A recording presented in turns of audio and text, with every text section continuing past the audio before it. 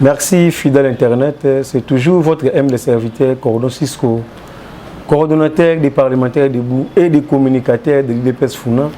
Awande bisika to partage l'actualité politique, pe bisika saka ba analyse na ba descriptage politique ya solo.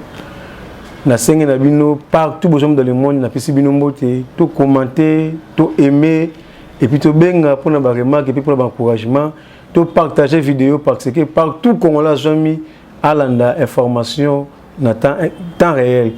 Kaka ndenge to baka biso zo ba ngona se mai. Soki ngolo biso ngona zo belandi milai.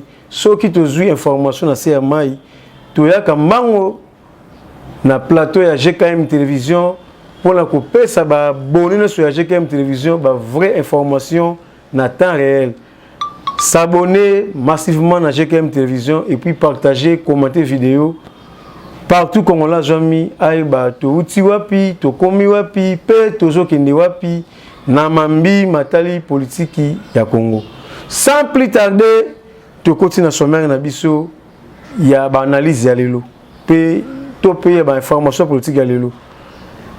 Premier point to kolobela dossier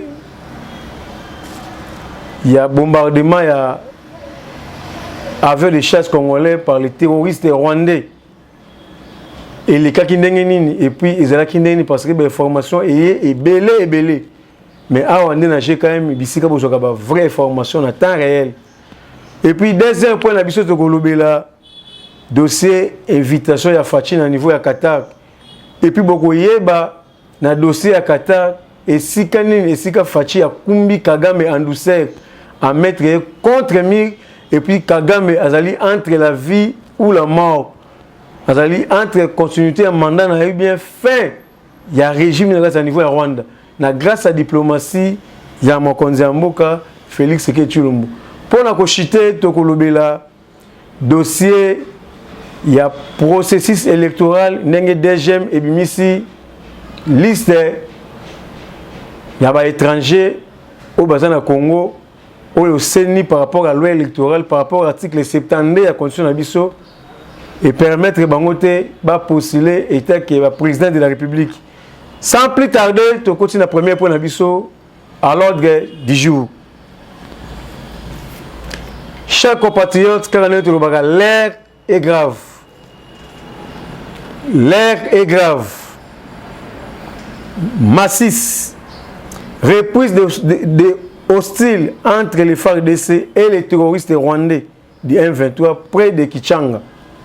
Les combats ont repris depuis 5 h du matin, c'est mardi 24 janvier, entre les terroristes rwandais du M23 et les FARDC et les Maï dans les villes de Rwabundu, près de Kichanga, dans les régions de Bishusha, territoire de Massis, à plus de 80 km de l'ouest de Goma, Nord Kivu. Ces combats étaient situés aux alentours de Bishusha, Ngesha, Bouiza et Bichakishaki. Des détonations à l'armes lourdes et légères étaient attendues jusqu'à la cité de Kichanga, située à une dizaine de kilomètres du lieu des affrontements. Seulement une grosse panique au sein de la population informe la responsable de la sécurité civile locale, Toboluako Kaangu Tobi. Une partie de la population de Kichanga s'est déplacée à direction de Mweso, Kitobo à l'ouest de Kichanga. Des sources locales signalent toutefois une accalmie dans la cité de Kichanga.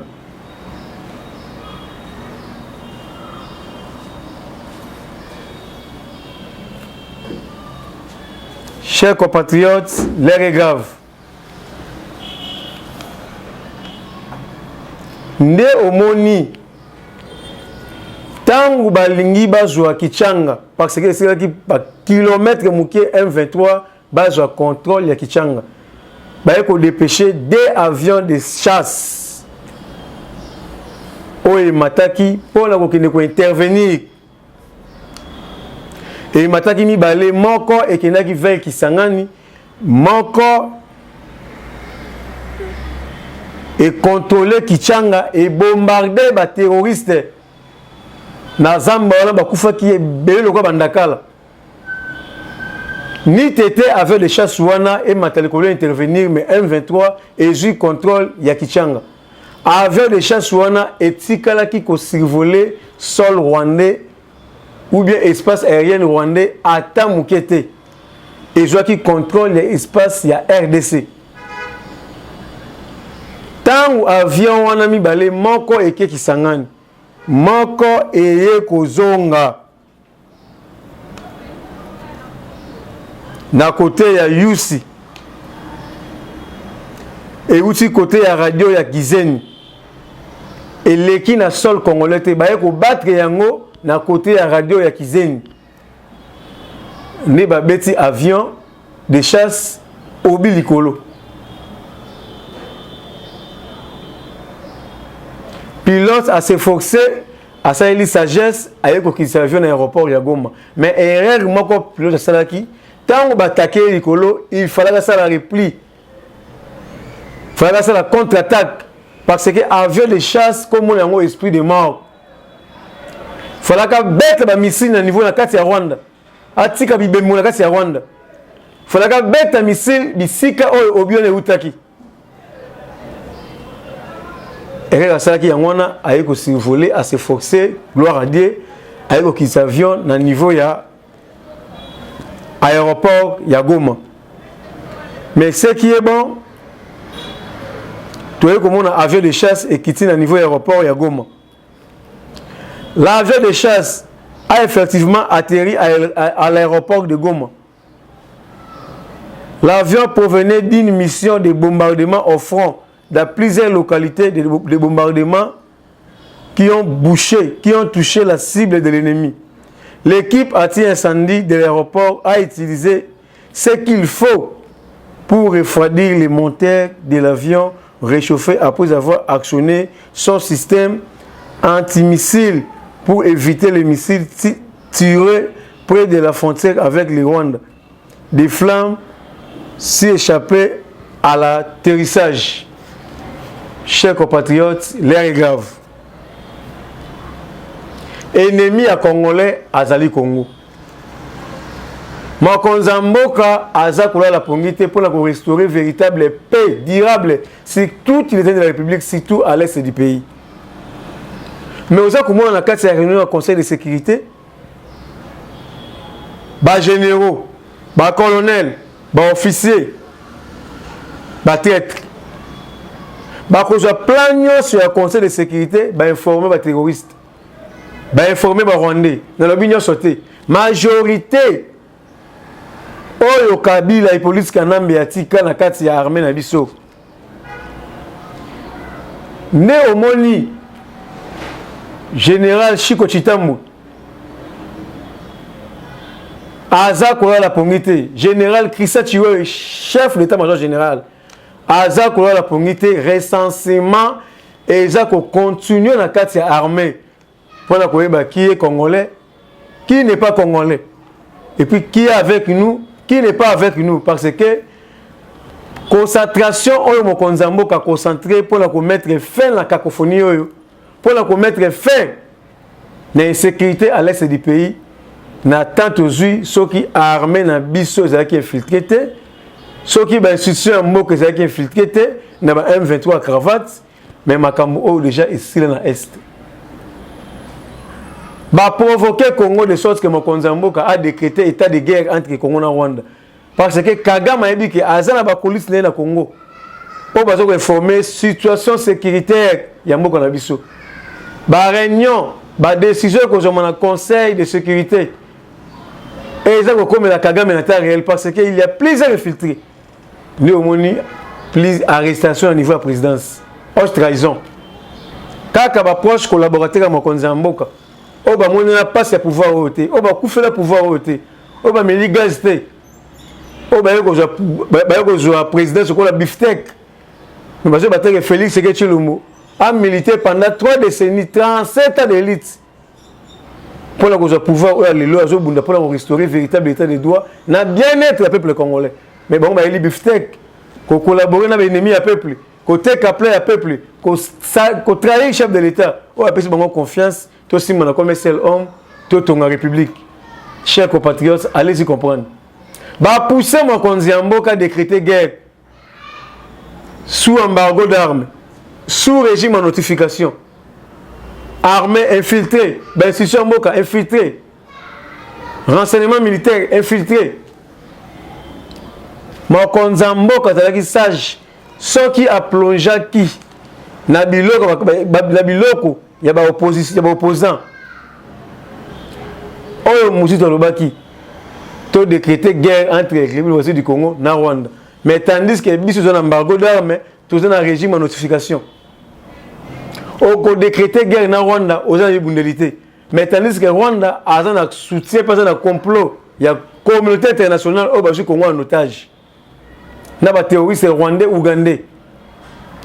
Ma konzamo ko décréter Congo guerre na Rwanda na Congo na bundélini. Chance mon konzambo kazalaki très sage.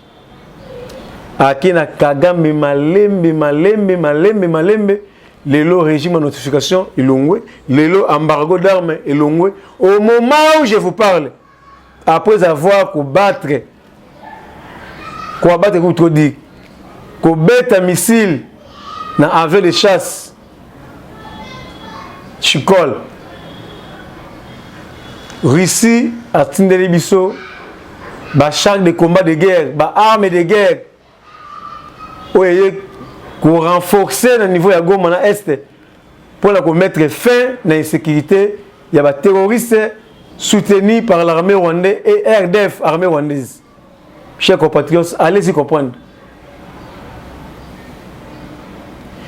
Nous sommes le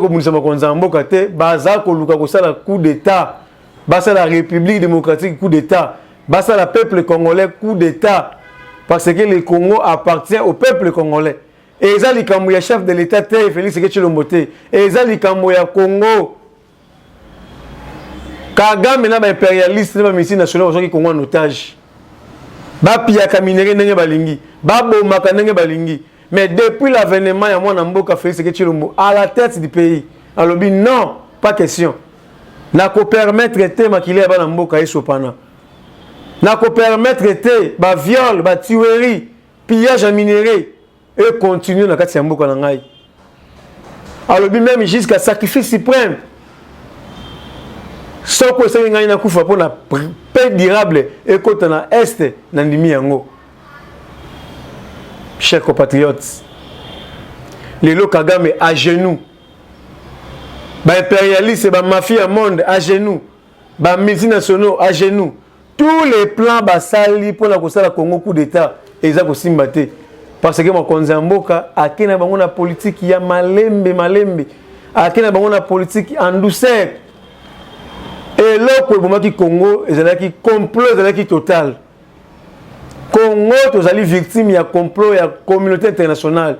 Félix Seked na Congo tozako bundela tumboka mokelo ko la Rwanda te o bazana ba santé ko basinga kitaka. Toza ko bundana ba mafia ya monde. Toza ko bundana ba pays voisins na biso. Oh nzamba premier bango richesse. Mais diabo ya impérialiste, ba multinationaux, ba recruter bango nyonso tout pour ba ko semer désolation na kati ya est ya mboka na biso pour la copier minerai, pour na ete richesse na bango ezalité. Ba piller richesse na mboka na biso pour ba économie na mboka na bango et ça toujours ya komata biso Congo, peuple congolais souffrir économique qui tenacé. Mais banda mo konzambo katongi usine ya raffinerie d'or ni à colter au niveau ya Kolwezi, il y a or au niveau ya Sud Kivu. Panique totale au niveau ya Rwanda. Économie ya Rwanda et tche mutu na sema ko likolo. Ba intérêt na bango et ça au monde na té. C'est pour cela Kagame monte aux enchères avec les terroristes M23 pour semer la désolation en République démocratique du Congo. Mais chef de l'État, commandant suprême na FARDC, Bazali déterminé pour éradiquer tout mouvement terroriste rebelle, pour éradiquer tous les terroristes. Au Bazali ko semer la désolation dans Est et Mboka na biso. Chers compatriotes, allez-y comprendre. Tant que l'air est grave, l'air est grave. Pour le moment, l'air a déjà sonné pour sauver notre patrimoine, pour sauver notre pays. Il y a tous les Congolais, partout les hommes dans le monde. Toi aussi, on a comme un seul homme. Villageois, Quinois, diaspora. Toi aussi, on a comme un seul homme. Nous sommes derrière notre commandant suprême, Félix Tshisekedi Tshilombo. Nous sommes derrière notre armée FARDC. Parce que l'heure est grave. L'heure a déjà sonné pour sauver notre patrimoine. Donc, côté dossier, il y a arrestation, dossier, il y a invitation à Fachi na Qatar. Plan dans les Alakinin. Tout l'article. Kagame au pied du mur, il ne sait plus quoi faire malgré ses provocations. La RDC ne se laisse pas faire. Il choisira son moment pour bien le clouer. Soyons patients, chers compatriotes, qui s'inquiètent et pensent que le gouvernement congolais pléniche devant le Rwanda. Non, la RDC ne pléniche pas devant le Rwanda. Parce que notre gouvernement sait que les petits Rwandais ne peuvent pas faire face à une véritable offensive de notre armée. Jusqu'à présent, tout le monde sait que les terroristes rwandais se sont accaparés des localités qu'ils détiennent grâce aux infiltrés au sein de notre armée. Toutes les provocations du Rwanda sont délibérées et visent à nous pousser à agir dans la précipitation. Ils comptent sur quelques infiltrés et complices qui sont encore dans notre armée et services de sécurité. Notre gouvernement a compris la stratégie de Kagame. À grande stratégie, notre nouvel État-major s'organise et avait besoin du temps pour s'organiser. Imaginez, si nous étions imprudents, on pouvait se lancer dans une guerre ouverte avec l'embargo qui nous était imposé. Kagame pensait qu'on allait tomber dans son piège avant de nettoyer notre armée et tous les infiltrés laissés par Kabila. Soyez rassurés, la RDC va frapper Kagame au moment que nous-mêmes nous déciderons, malgré toutes ces provocations, les représailles économiques de la RDC paralysaient déjà le Rwanda. Le pays de Kagame vit déjà une crise économique. Le Rwanda cherche tous les moyens pour avoir l'oreille de la RDC. Abengi Fachi, à Sololi, Nabato à Qatar, Babenga Fachi, Bakinde Kosulana Fachi, na niveau ya Qatar.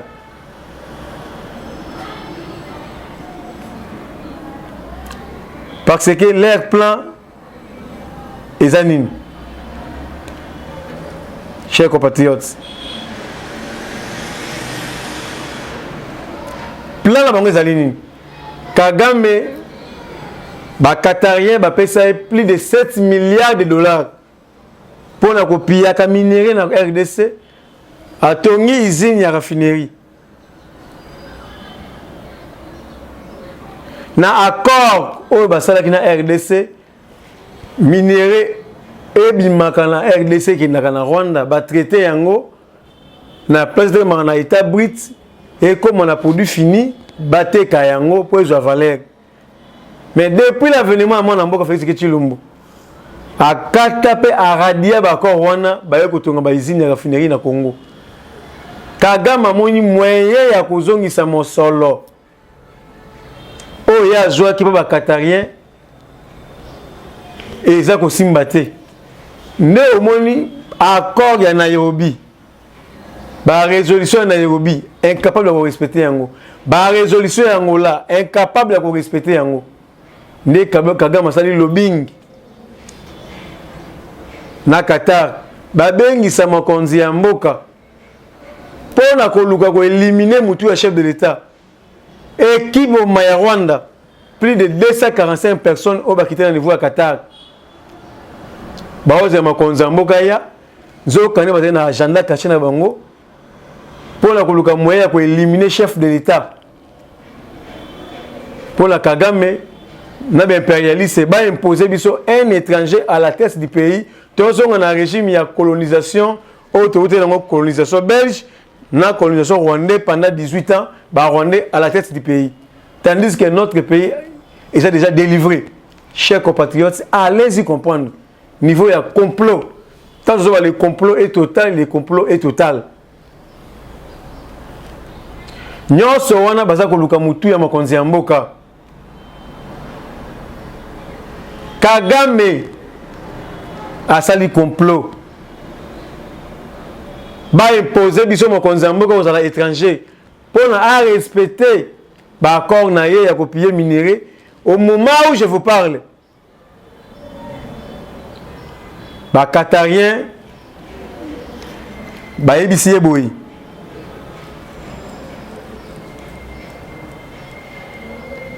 Azongi sambongo wana dans une semaine. Et puis ceux qui azongi si yangote probabilité zali ba Qatarien ba bomayi. Kagame ba pesier 2 semaines azongi sa 7 milliards. Ceux qui a fouti yangote ba kubomaye.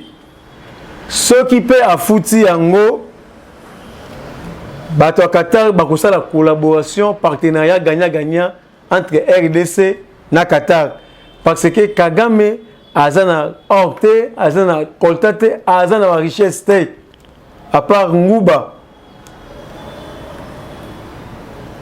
parce que Kagame c'est un danger pour na ba complicitement ya ba investissement na bango na niveau ya Qatar.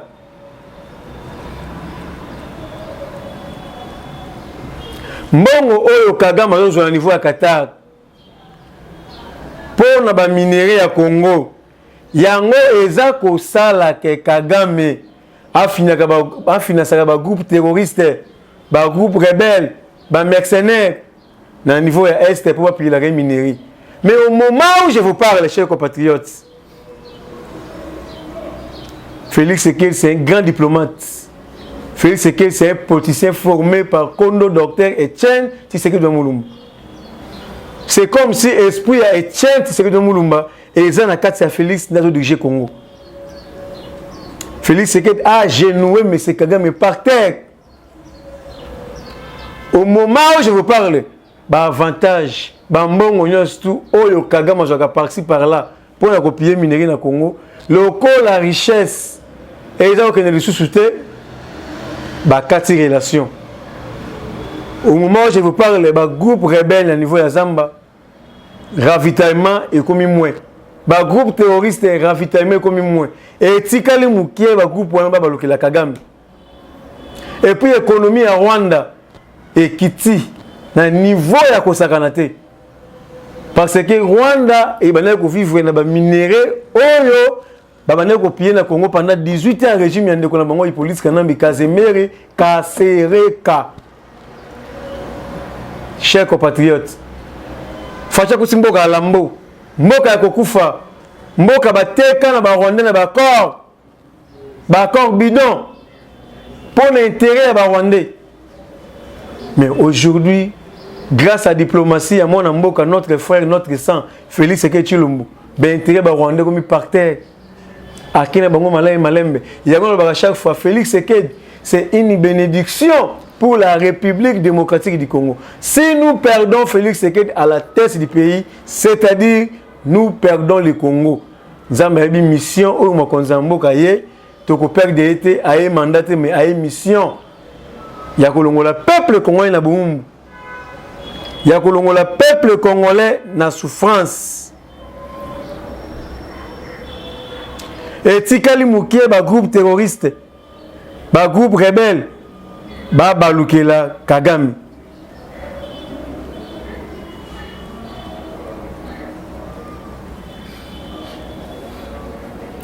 Kagame est au pédémique. Il ne sait plus quoi faire.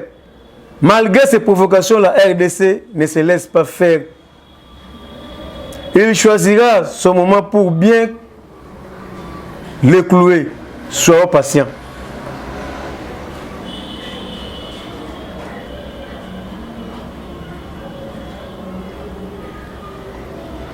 L'opposant rwandais Abe Naïmana déclare qu'il y a déjà une crise économique qui frappe notre pays, le Rwanda. Le président congolais Félix Tshisekedi, en réalité, est un sphinx. En réalité, est un sphinx qui cache sa vraie nature. Donc, en réalité, Félix Tshisekedi est un Tshisekedi d'Amoulumba. Qui cache son vrai nature.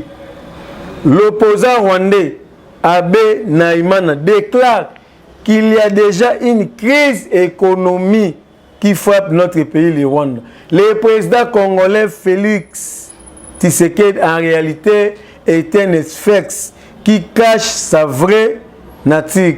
Il joue très bien sa carte, qui vise à faire disparaître Paul Kagame sur la scène politique afin de mettre fin la main sur lui après la position des grandes puissances du monde contre Paul Kagame.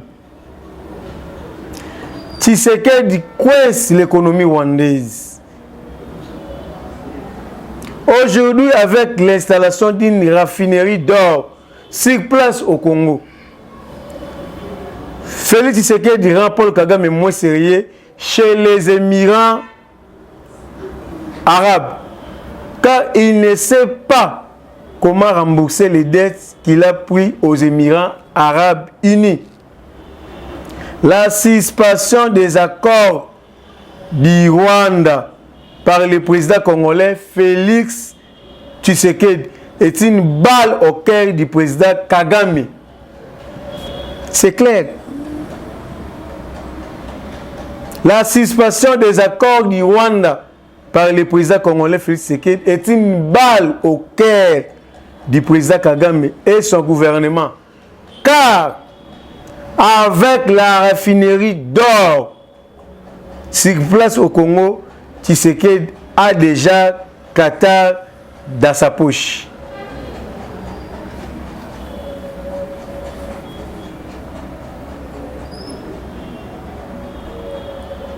Chers compatriotes, le président Paul Kagame est devant un monstre qui ne dit pas sa nature.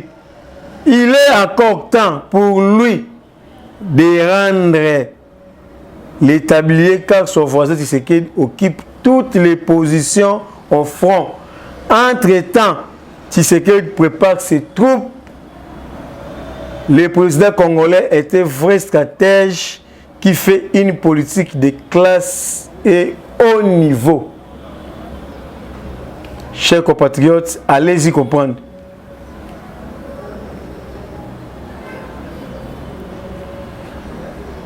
Notre Sabinois, on a opposant rwandais, mais on a ce qu'on a. C'est pour vous dire que Kagame a commis la souka. Bah confondre qui époque.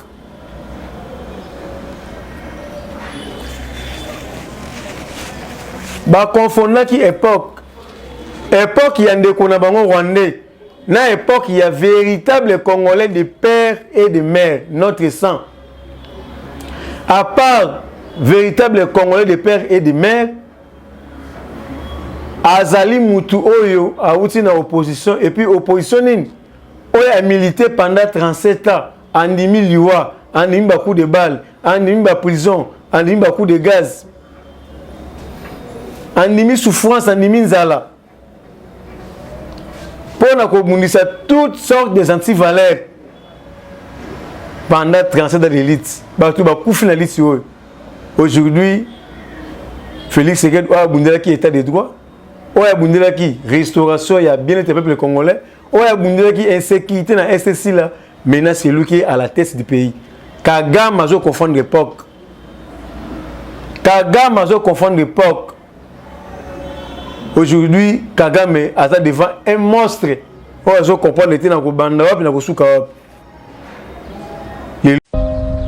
Nous devons devons ensemble avoir conscience que nul autre que nous-mêmes ne viendra sauver notre nation et que cela exige de chacun de nous une mobilisation tous azimuts. Peuple congolais, il est temps de nous lever, de nous serrer les coudes et d'agir pour défendre notre patrie, notre intégrité territoriale et l'intangibilité de nos frontières. La République démocratique du Congo est victime d'une nouvelle agression rwandaise et des actes criminels et terroristes du M23. Ils ont juré de compromettre l'élan de notre progrès, nous diviser et perpétuer le pillage de nos ressources naturelles. Le sang a trop coulé, de vies sont fauchées, notre faune, patrimoine mondial, est détruite. La situation humanitaire est alarmante. Nous avons un devoir sacré de résistance patriotique et populaire. Pour cette cause nationale, mobilisons-nous. Au-delà de tout clivage, y compris politique, agissons contre l'ennemi de la paix, notre cible commune. Restons vigilants. Disons non à la stigmatisation et à tout acte de violence. Exprimons toute notre solidarité aux compatriotes victimes de cette agression. Mobilisons-nous, apportant un soutien total et indéfectible à nos vaillants FARDC et à nos institutions pour rétablir la paix et la sécurité. Ensemble, défendons la patrie et gagnons cette guerre insensée du M23, appuyée par l'armée rwandaise. Battez-la Ekolo, Bendele Koyate.